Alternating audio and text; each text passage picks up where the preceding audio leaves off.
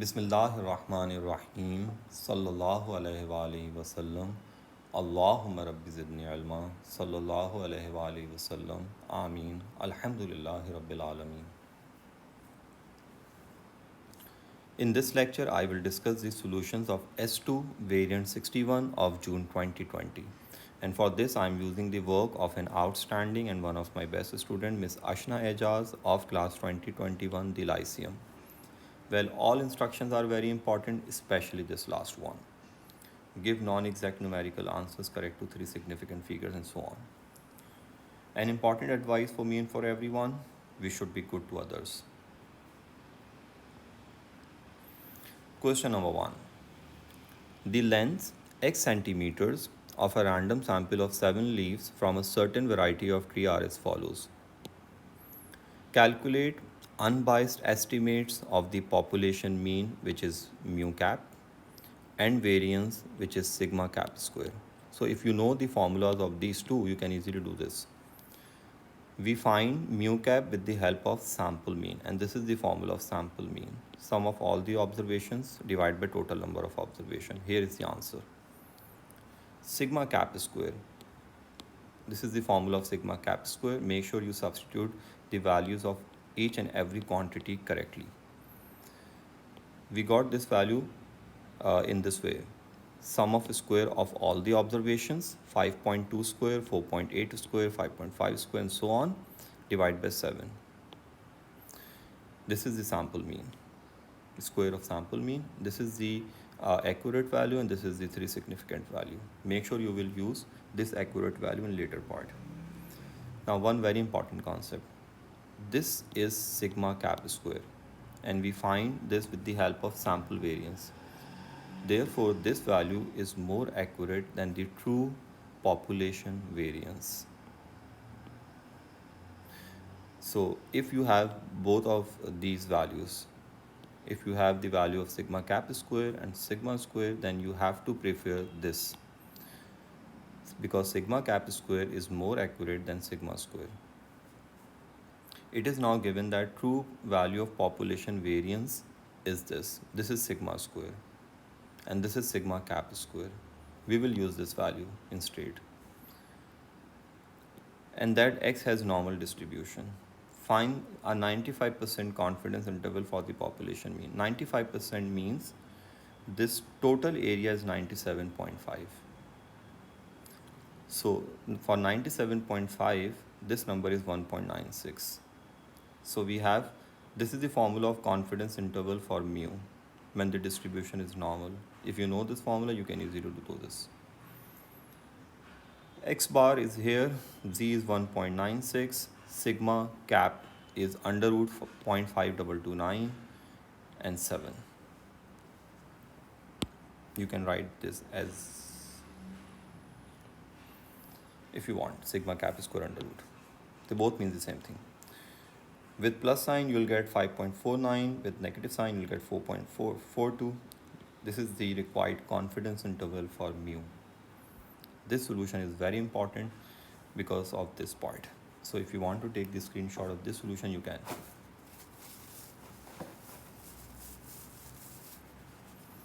Question number 2. In the past, the yield of a certain crop in tons per hectare had mean 0.56 and standard deviation 0.08. When standard deviation is given, then we assume that the distribution is normal. The farmer intends to test at the 2.5% significance level whether the mean yield has increased. So H1 has a greater sign. He finds that the mean yield over 10 years, this is the sample size 10, and this is the test value 0.61 tons. State two assumptions that are necessary for the test. Because of standard deviation is known, we assume that the yields normally distributed. Assume that yields are normally distributed. And the second assumption is the standard deviation is unchanged. Assume that the standard deviation is unchanged or remains 0.08. These are two very important assumptions. Carry out the test. So x bar is approximately normal. Since x is normal, so x bar is exactly normal, not approximately normal. When population is normal and standard deviation is known, means variance is known, then x bar will always be normal. Never use CLT here. This is the test value, this is the sample size, H naught is 0.56 and H1 mu has a greater sign because of this. This is Z test.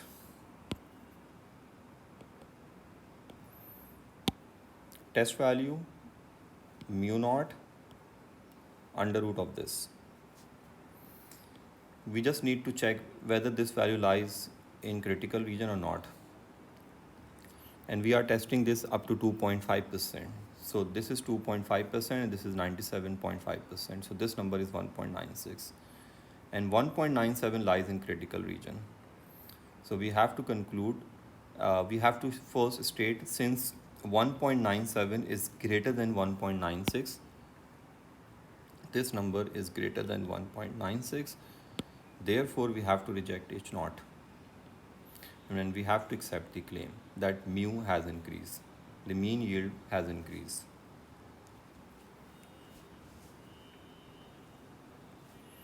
Next question.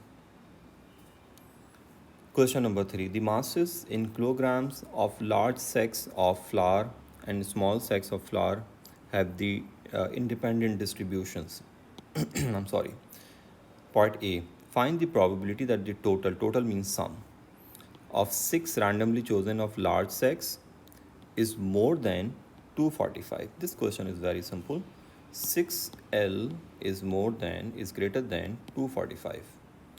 6L means L plus L plus L plus L plus L. We have 6 L's. Make sure you will not square this 6 while finding the variance. So 6L means 240. See, 6 times mean, and mean is 40. So 6 times 40 makes 240.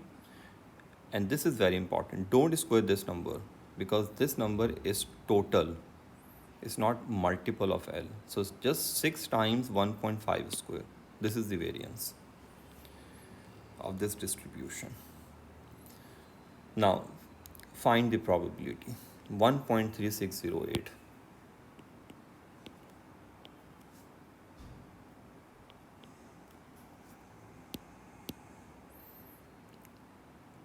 We need this number, 1.3608.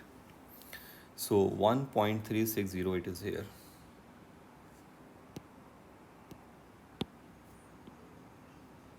This is, you can do this through calculator or with the help of table. 1 minus 5, 1.361. If you are using table, do this.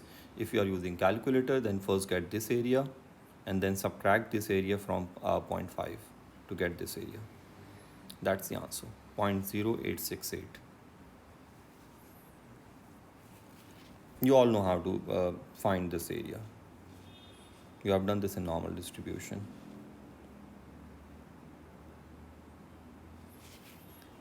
Part B. Find the probability that the mass of a randomly chosen large sack of flour is less than 4 times the mass of a randomly chosen small sack of flour. That is, L is less than 4s, and this 4 is multiple of this s. So when you will bring this 4s on left side, you will get this.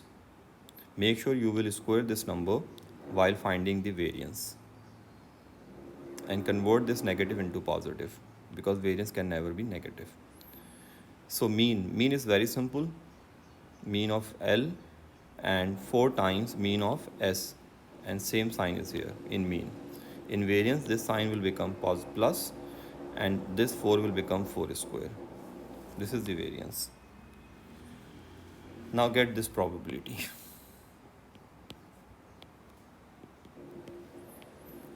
This is 2.5185. This is here. You need this area. You have options, either use calculator or use table. If you are using table, then this should be 2.5185 or 2.519. If you are using calculator, you know how to find this area. This is 0.5, just find this area and then add these two areas. This is the final answer up to three significant figures. Question number 4. A fair spinner has 5 sides numbered 1, 2, 3, 4, 5. The score on one spin is denoted by x. Show that variance is 2. This is so simple. If you know the formula of variance, you can easily do this. Ex square, meaning sum of square of these numbers divided by total of these numbers, which is 5. 1 square, 2 square, 3 square, 4 square, 5 square. And mean is very simple, sum of these numbers divided by total. And the answer is 2. Next part. Fiona has another spinner, also with fair sides, 5 sides. She suspects that it is biased so that the expected score is less than 3. In order to test her suspicion, she plans to spin her spinner 40 times. This is the sample size. If the mean score is less than 2.6, this is the test value, she will conclude that the spinner is biased in this way. Find the probability of a type 1 error. So less than 2.6 is the critical region. This is the critical region, and type 1 error is the probability of critical region.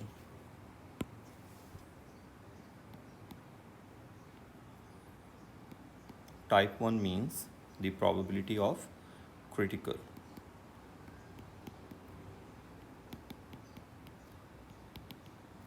And critical region is less than 2.6. Because if she got this value, she would reject. She would say that the die is biased, or she would reject H naught. So type 1 is probability of critical. Critical is less than 2.6. So 2.6 minus this mu 3 over variance, which is 2 upon 40 under root. Here is the number minus 1.7885. Get this probability. Either use calculator or table.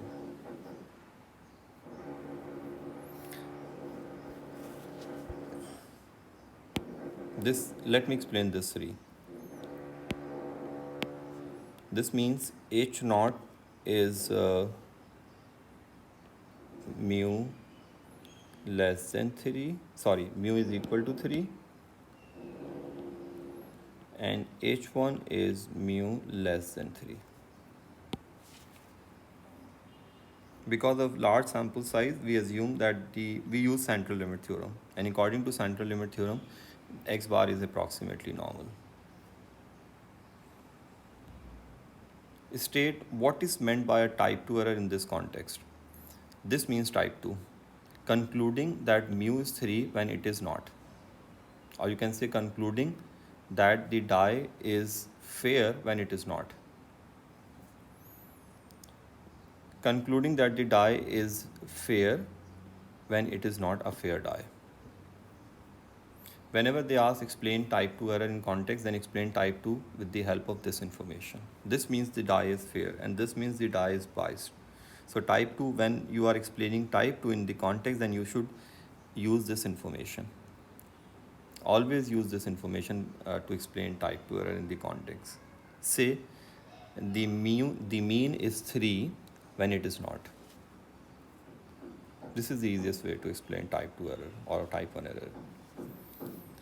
And this is the definition of type 2 error, accepting H naught when it is false. You don't need to mention this. This is just for your conceptual clarity.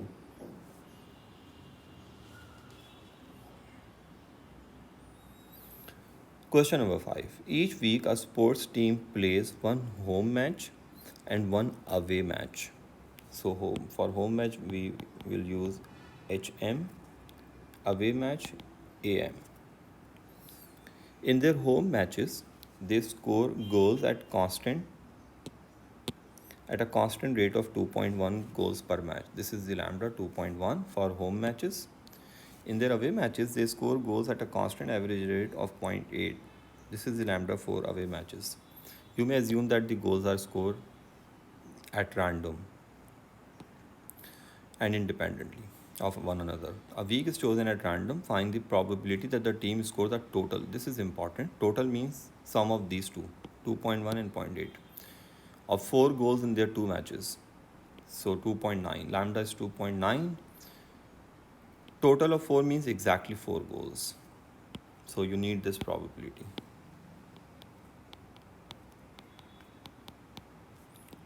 With lambda 2.9. If you know the formula of Poisson distribution, you can easily do this. Give your answer up to 3 significant figures. Find the probability that the team scores a total of 4 goals, with more goals scored in the home match than in the away match. Now you have to make the possibilities. Home matches, away matches.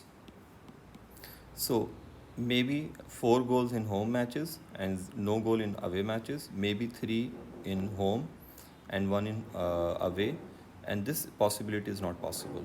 This is not right, because according to given situation, the number of goals scored in home matches must be greater than the goals in away matches. So we have 2 possibilities. So we have to find these 2 probabilities. 4-0, 3-1. For 4, make sure you will use the correct value of lambda, the value for home matches, which is 2.1. And 0 means no goals, so lambda is 0.8. 3, 2.1, and for 1, 0.8. Here is the final answer, up to 3 significant figures. This part is important. If you want to take the screenshot of the solution, you should, and you can.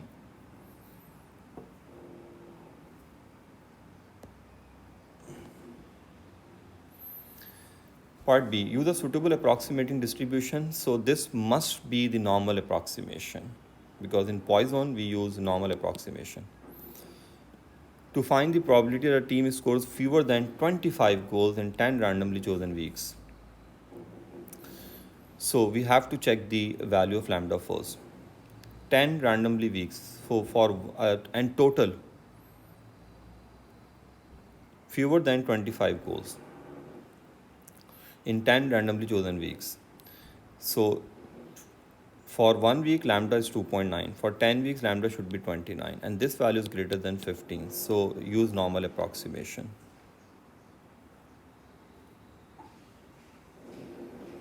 So we need this probability.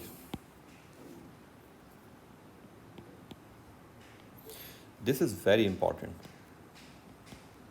X less than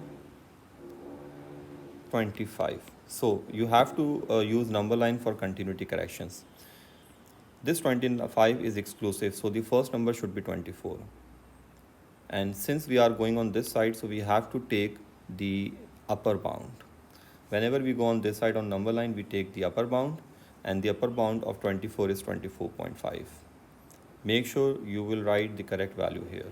25 is exclusive, so 24 should be the first number, and 24.5 is the upper bound. Use this here. And this is mu, and this is variance. Now get this area, 0.835 negative. So this is 0.202.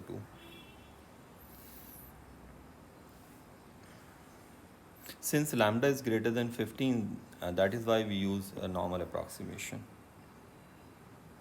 Justify the use of approximating distribution, because lambda is 29, which is greater than 15. As lambda is greater than 15, therefore we use normal approximation. Question number 6. The length of time t minutes that a passenger has to wait for a bus at a certain bus stop is modeled by this. See, this is the quadratic function, and this function is symmetrical about this value. Sad phase, so this is the sketch, and it is symmetrical about 10, so this 10 is the mean of this function, because the graph is symmetrical about 10. Explain without calculation why the mean of this graph is 10, because this graph is symmetrical about this value, the average of 0 and 20.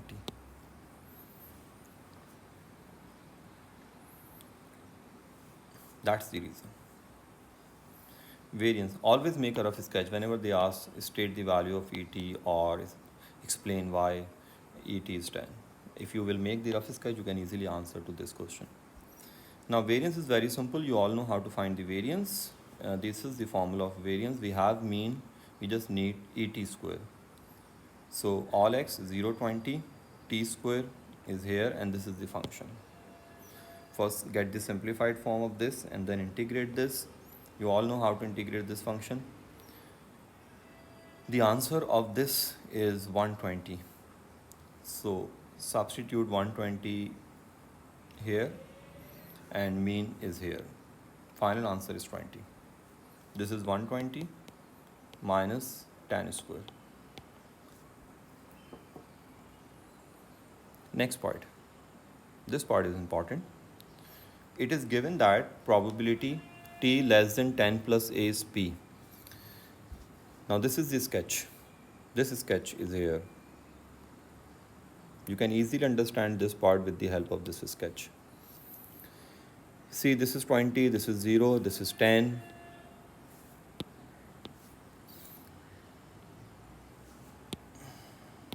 See, this is a and this is minus a. 10 minus a, 10 plus a. First, look at this, 10 plus a. This is a. So this number is 10 plus a. So the probability t less than 10 plus a is p. So this total area, try to understand this thing. This total area is p. And you all know the total area under the graph is 1. So this area must be 1 minus p. Because this number is 10 plus a and this area is less than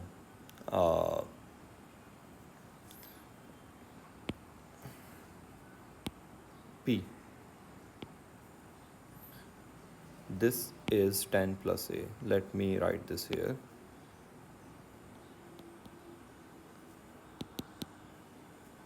Ten plus a. This difference is a.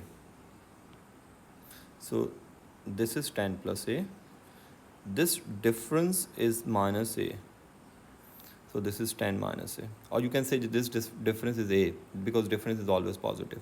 So this number is 10 minus a.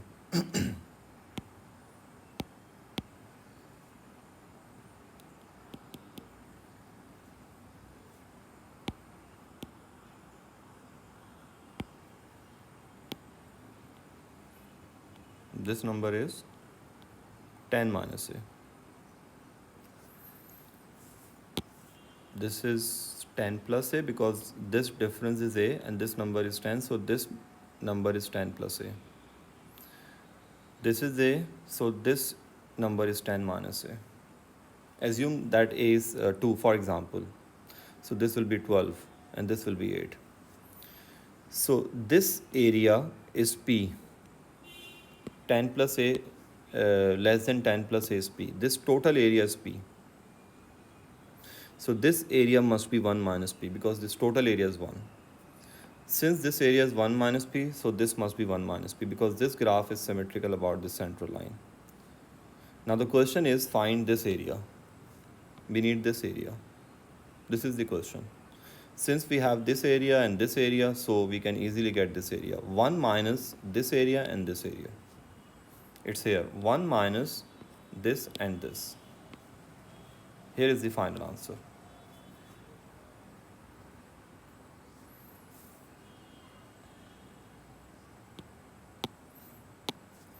Next part, 8 and 12. This is so simple. Just use the integration. This has lower limit, this has the upper limit, and just integrate this carefully. Here is the final answer. Exact value and 3 significant value. Next part. Give one reason why this model may be unrealistic. Why? Because this model does not allow times greater than 20 minutes. The total time is 20, the largest time is 20, and this model does not allow times more than 20 minutes. Times greater than 20 minutes cannot be included. You can give any of these two reasons. This question is important, especially these two parts, this and this. If you want to take the screenshot of this solution, you can.